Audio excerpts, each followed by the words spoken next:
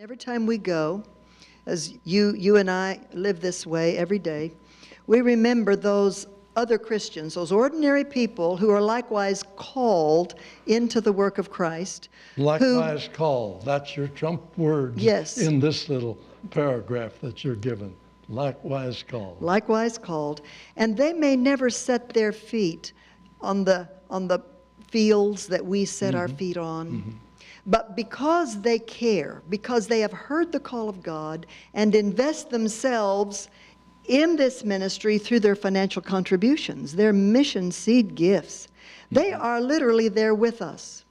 Now, I think that's a great thing. To me, that's a miracle. Just like blind eyes coming open, crippled people walking. The fact that while you may never get on a plane or go anywhere outside your own town, God sees you going and standing on the platforms with us, opening your mouth and proclaiming the gospel, reaping a soul harvest, seeing the miracles, lives delivered and changed like Kariuki, all because you hear the call and participate through your life, through your resources, and God gives you the same reward that He gives us. Yes. I believe we're rewarded because we go. Don't you? Yes. I believe God keeps score of everything. And we're blessed. And we're happy. We are and we're turned on. But that reward comes to you because you participate with us. You see, God always has wanted to participate with ordinary people. Yes. I love it. That's why in the tabernacle in the Old Testament, build him a tent out there so that he could visit. He could come and share with the people. He got as close as he could, didn't he? Yeah. Well, you know, when I was in Kenya, a woman was healed. I never knew about this story until later. We went back another year, and one of the pastors, Silas Owiti, told us about this case. He was out, they evangelized. It's an we've been there for 3 crusades, and they really put it into practice. They've got that point understood. And one night during that crusade in Kisumu, God was there. It was wonderful.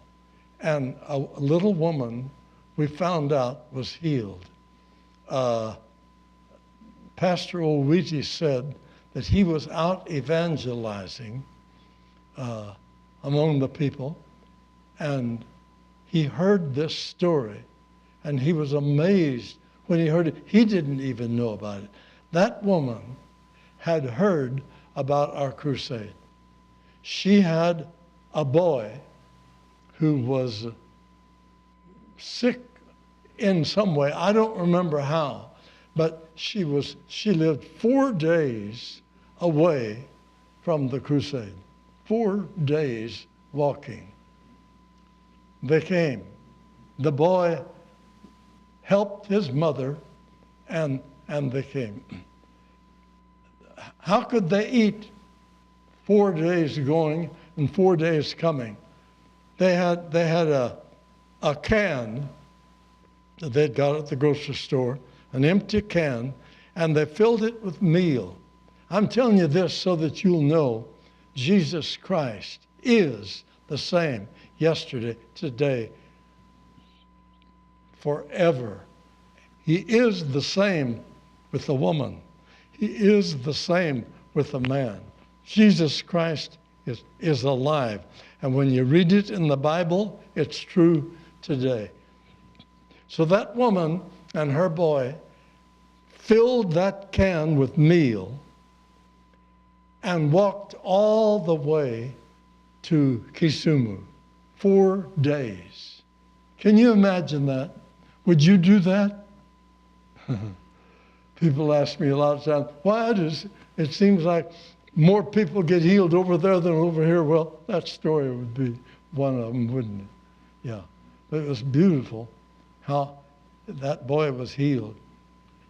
Well, they slept under our platform when they got, they ate out of that can of meal, and wherever they would find a little water en route to Kisumu, then they would stop and get a little water and make a meal ball and eat it. And that's the way they stayed alive to go all the way to Kisumu. Then when they got there, they had no place to stay, so they slept. That mother and her son slept under the platform. You know, when you live with miracles like this, it really does something to you. It's life. It's life. And God is all who can meet the needs of life in people.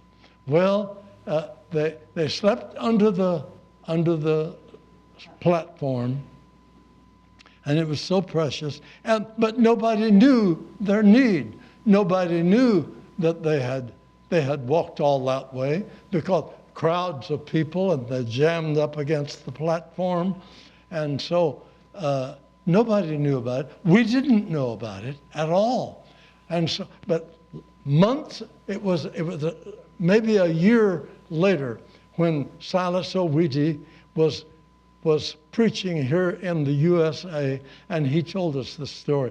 He had been out evangelizing, and he found this woman and her little boy, and the woman told him the story. And so they ate out of that can all the way to Kisumu.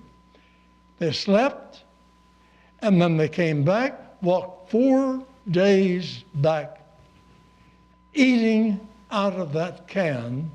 Think about it now. Getting water wherever they could find some water, making another bowl. But when they got back to their village, she said, we had more meal than we had when we left home. Isn't that precious? God is not limited to generations. He's alive today. He wants to do the same things today as he did then. One statement that stands out to me that I heard a preacher say. In fact, I read it in a book. He said, practice the presence of Jesus. And I try so hard to do that. When I go out to a crusade and walk up on a platform, I know that I'm representing him. I am his witness. You are too. Wow.